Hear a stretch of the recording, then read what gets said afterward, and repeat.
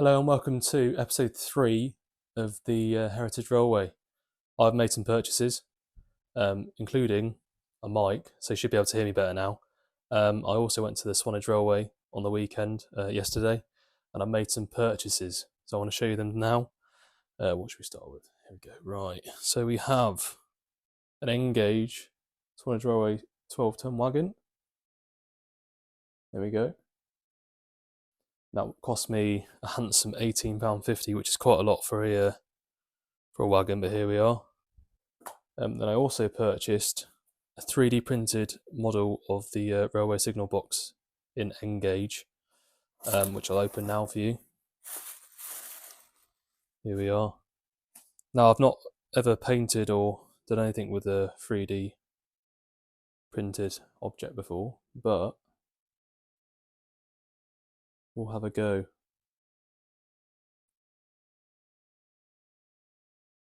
This is the signal box based at the Swanage end of the layout railway. I'll show you. I want to release another different video with all the footage I've got as a separate thing, because I won't put it in here, otherwise it'll be too long. So I did say we're going to be moving on to ballasting and a bit of weathering. So I'll show you that now. So here you can see the ballasting I've managed to do. It's the whole siding, the whole goods yard that I've done. What I've done as well is a mixture of ballasts. I'll show you in a minute on each track, obviously, because steam trains, diesels, whatever, sit here for extended periods of time shunting around as well. I've also done some rough gravel ground around the tracks as well. Obviously, because no railway's clean. And what I've done, I've extended it to the inner track here. So what we'll do is get some, in later episodes, I'll get some fencing around here and start populating this area into a fully fledged goods yard. I'll show you the products I've used for that now. Now, the biggest time saver I've come across so far when ballasting track, it's one of these, a ballast track spreader. Picked up for £5. But honestly, it's worth its weight in gold. It's got grooves here as well to match the track. Fill it up with the ballast you need and just run it across the track. It's absolutely great. To start off with that, and then we'll move on to the ballast I used on this area to create this kind of used but not too used look. So I put a bit of the steam era legacy ballast in, and then I put a bit more of the this light grey blend. So I'd say it's 70% this stuff and 30% this stuff. And then put it into a cup, mix it all together, and then pour it into your track spreader. Moving on then, for the ground cover here, you can see here, I used some acrylic essentials, dark brown, here we go, raw umber, that's what it's called, natural raw umber, use some of that. I then mixed it in with some PVA glue once the ballast had dried. PVA glued this whole area, mixed with this, create that nice brown dark cover we want for some kind of sidings like this. Once that was settled, not dried obviously because we want stuff to stick, I then moved on with some of this Specialist Aggregates Limited. Now it looks very dark and almost black in the bag here. It says Universal Ground Cover, product code 5543. But actually, if we take a look inside, hopefully you might be able to see this. It's more of a, well, I'll explain to you, it's more like a dark green, which worked really quite well for this area. So with that, I sprinkled it on, as you would do with, ballast materials. Put it all around. Didn't cover the rest of the area with it, just enough so it looks like it's a bit overgrown, a bit dirty. It's not dead grass, but just some rough ground cover.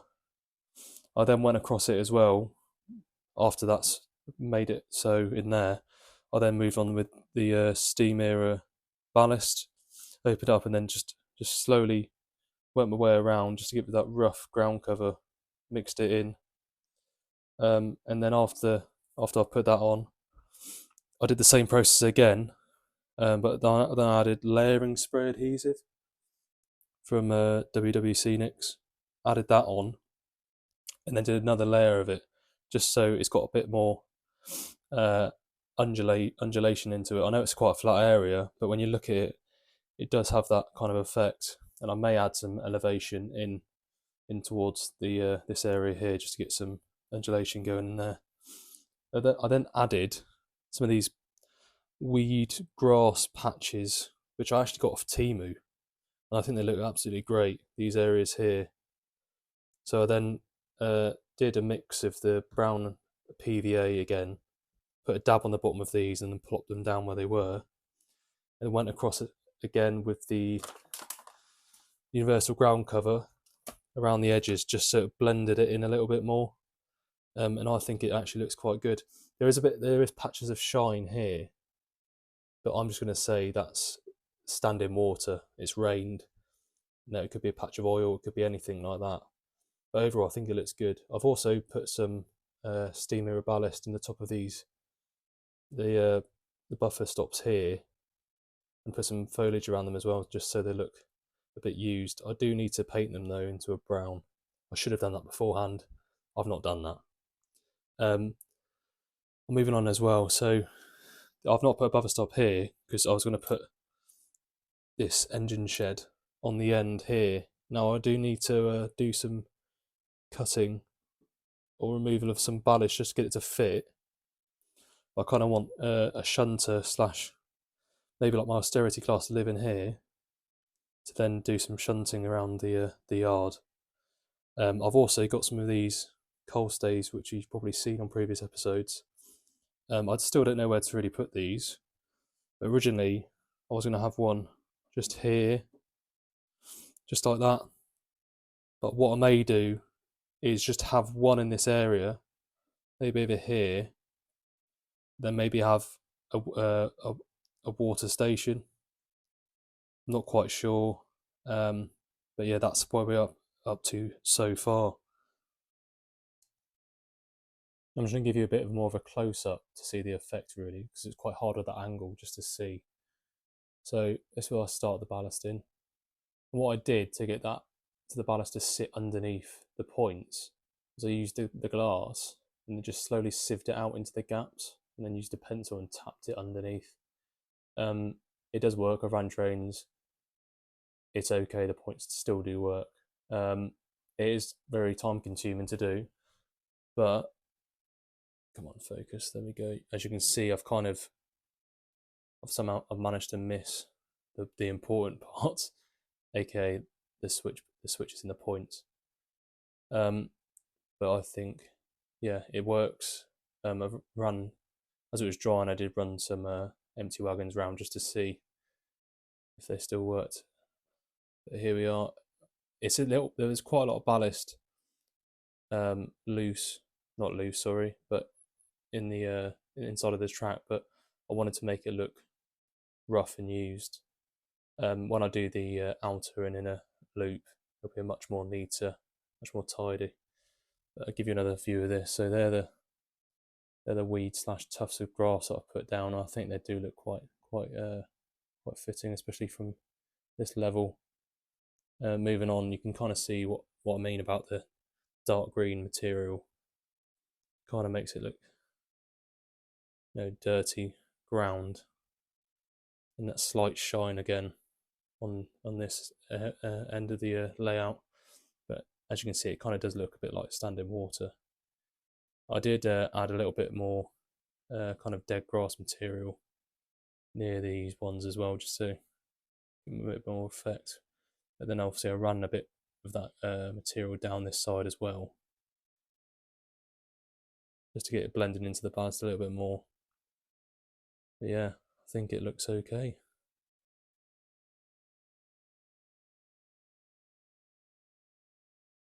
There we go. Let's better. Don't know why the image does that, but there you go. Now, before we start ballasting, obviously we need to make sure we've got the right tools before we start. Otherwise, it can get quite annoying. So, what you want is a brush which will know that fits between the rails, just to make sure when you get it down, you can then brush out any loose ballast that's just sitting on top of the track. So, make sure that fits, and then obviously once you've laid it down, then give it a tap to get it to jump out, and it should find itself its gap, so you shouldn't get any loose on top. Obviously with this one I wanted that effect because it's meant to be rough, unkept, but we don't want the same here. So what we'll start, obviously I use a glass like this, make sure it's not wet inside, otherwise you'll have some dramas, your ballast will get stuck to the bottom and it becomes an absolute nightmare. That's from experience. So what we want to do is start with we'll do about 80% of this, and then we'll move on and do 20% of that. So we're going to be doing from here, move this out of the way, we're going to go from here round to around here, because I'll show you later on, but the tunnel mouths are going to be around here anyway, and you won't be able to see. So start with this.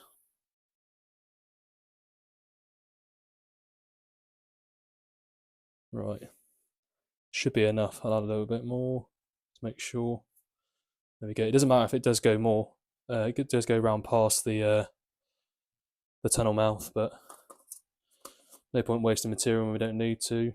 And then we're going to move on with some of the steam era ballast.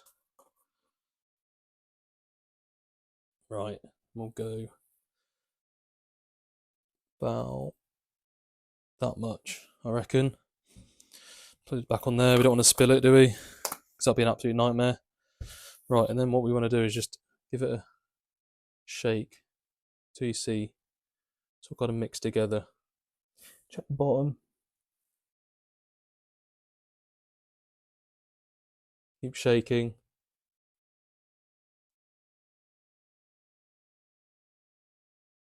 There we go. And as you can see, it kind of gives more of a bit of black in there, a bit of all sorts. I think that should be all right. What we want to do is get our ballast spreader. Put that down here for a minute. I think that should be enough, and then we're going to start it facing. Always face the angle from the way you're going. Path of least resistance for the ballast to go. Some of these you can get fancier ones that come with shut-offs. So once you're done, they're more accurate. Once you're done, you can then close the gap and then lift it off. With this one, you kind of have to guesstimate how much you put in, and then go off there.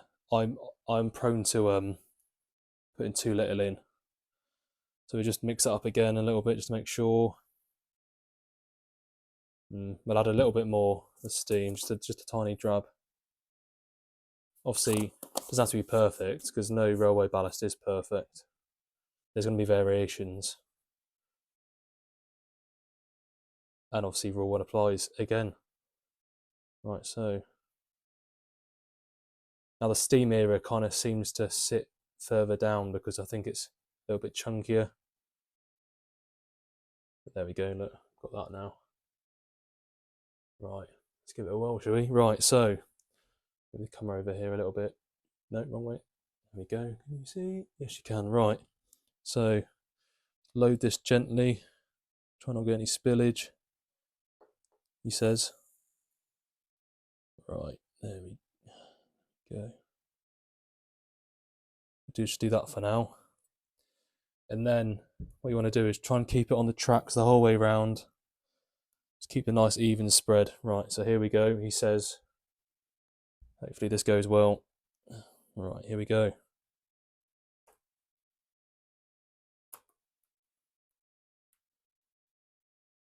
Yeah, there we go. This makes it a lot easier. You still need to tidy it up afterwards. It's never perfect, but it gives you a good outline. Apologies about the shaky table. Right, where is it? Oh no. There we go. Maybe set it out in an easier place to grab. Should make it round. Oh god, right, yeah, there we go. First mistake. I thought there's a lot less in there than that.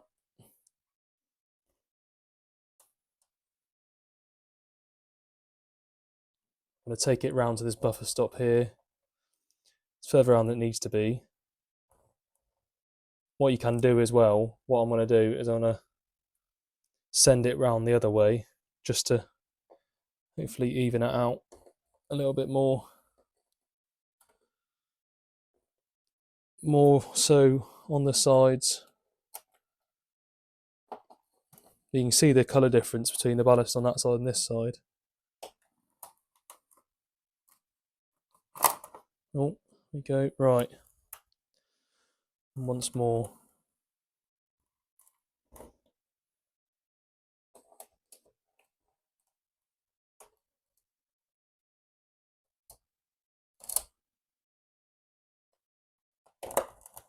Apologies about the shaky camera again.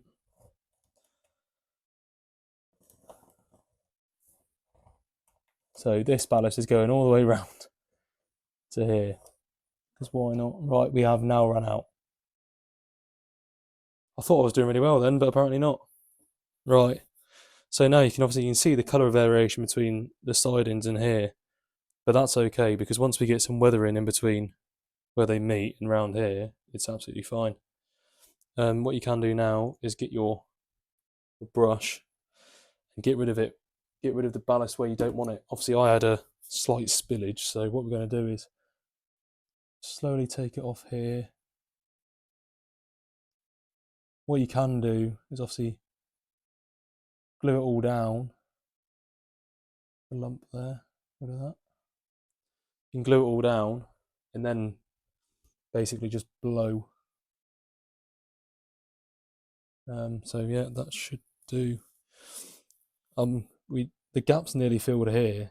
What I like to do for the gaps is just so you've still got some left here. It's basically just get your ballast all the way to the end like that, and then just get the edge of your cup and try and sit it on the edge of the 3mm cork, and then just slowly fill the gaps in like that all the way along. You can see any kind of gap. There's one here as well. What you find when I put the glue down, it will kind of move the ballast around. That's fine. Alright, so, and then there's a little gap here as well. Let's get some of that here. Place that down like that.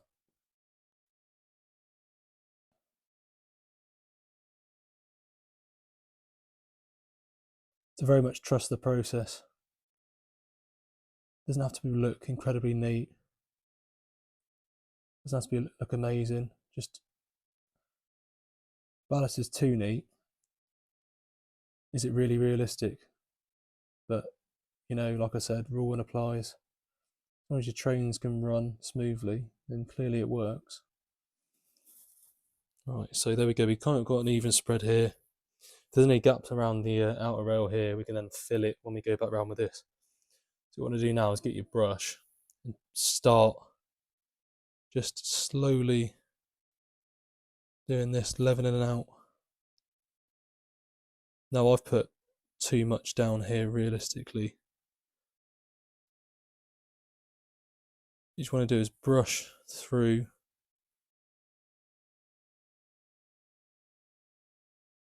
and then hopefully we can just get rid of the excess on the end of the rail. This is the long part. Like you said, it's important to get a brush that kind of just about fits in the rail. It makes it a lot easier, a lot quicker. It's okay if you've got some ballast sat on the sleepers. So after this, I'm gonna go around and bang with my brush, which hopefully will get the rest to settle.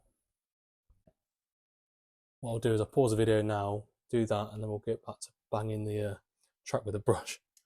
Undo as well, just to make the ballast edges look better. You can just get the brush like this and just angle it, and then just slowly place it down so it falls to a nice kind of angle as well, just like that. And then it kind of follows the 3mm ply cork. You haven't got a huge overhang on the surface. You can obviously ignore bits like this because they would, as long as you've got like a nice gentle slope. Let's do the same this side as well. Right, now that's done, what we can start doing is kind of just tapping all along the surface.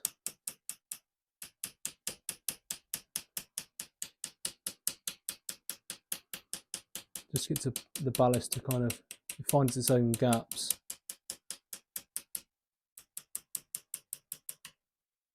Between the tracks and between the sleepers.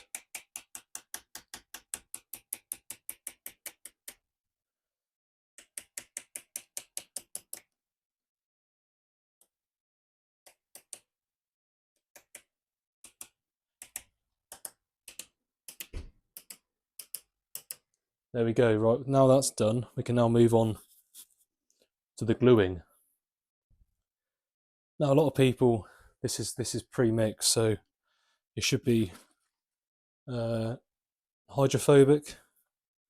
So when I put it down, it should just, I want to put it on the inner part of the track here, in the middle, all the way around, and then it should just soak out. It worked with this, although I did get quite a lot of material clumping. So what we'll do is we'll try this, see how it goes. But yeah, right. It's also quite bubbly as well. So what I tend to do, get my finger like this, and then just let it trickle out by itself. Otherwise, if it's too powerful, it kind of starts to move the ballast, the force it has. We'll just slowly come along like this. It says it's going to go any faster. There we go. But it does tend, as you can see, it does move the ballast around like this clump there. So Scenics, I'd avoid them for this kind of stuff. Oh, see, no, you can neaten that out. It makes it a little bit harder to do. I'll come back to you when I've completed the whole length of this. Now what I find when you do it as well, so I like to fill in between the rails all the way around, and then what you'll see is it will seep out into the outside of the ballast through the sleepers. So I've done one coat now. Now I'm going to do another coat the inside of the rails again, and then we'll come back to it afterwards. Right, that's all now done. What you'll find now is once it soaks in, you can kind of just see the colour change as it soaks in, so you can kind of play it by ear where you need to add more. So I've gone along once like you just seen, and then twice with a little bit less as before, and it is slowly just taking shape, soaking in. Now obviously there's a slight colour variation here, but what I'll do is use some of that really dark green substance there, put it in between the rails, in between the different colour ballast, just to kind of break up the colour variation. I use some kind of more greener or darker materials as well, just to fill in the kind of colour gap. This happens in real life. It's not a drama. Like this could have been ballasted at a different time before the goods yard and vice versa. Yeah, there's no drama in this whatsoever. You know, the main line, fast line, whatever you want to call it, is a different colour normally to the industrial kind of complex. What I'm going to do now is I'm going to ballast the outer track now from the same point and over to the same point. And then we can kind of start talking about the gap that's left here. Now, using the track ballast spreader, it does create a nice lip that should join up to the inner track ballast. I'll come back to you after I've done that.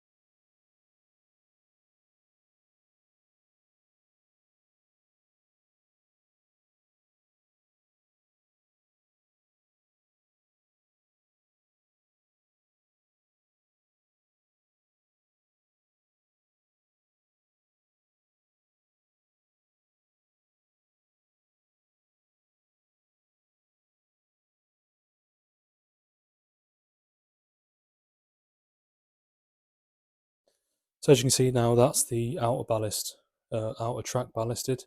What we're going to do now is concentrate on this, and the kind of still having a gap, but just to make it level. So I'm just going to put some more ballast material down in these gaps around here.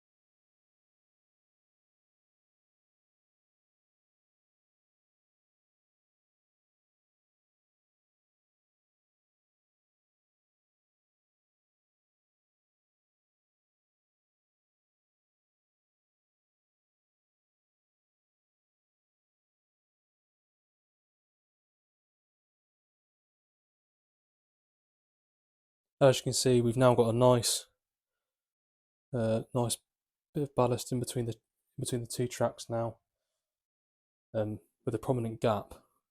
What I want to do now is I want to run down here again like I did with the inside track, put some of this lovely stuff on there in between the tracks, and one more go round, and then hopefully it should seep into the middle I've just done here as well. Now I've just done the same again, ran the ballast glue around the outside, leave it for a little bit, and then run it again. It has started to take to that in between the tracks there, which is good. I'm going to leave it now for, let's say, 2 days, come back to it, and then I'll start cleaning it up. So after you've done something like this, just get a wagon like this, and run it, and then you can kind of hear for any bumps or lumps or any ballast that's been stuck in between the tracks in the inside of the tracks, and then just get a toothpick, and you can then just pick it all out. The bits like here, not my finest piece of ballasting, but it has the effect, so that's absolutely fine. And then once, in 2 days' time, I'll come around with a toothpick, get all the bits that I don't want out the track.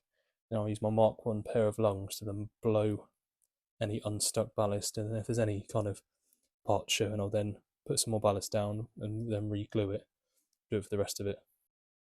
But thank you for watching this episode. Next episode, we're going to be looking at a way of breaking up the scenes, having a scenic break, and we'll see how that goes. Thank you very much for watching.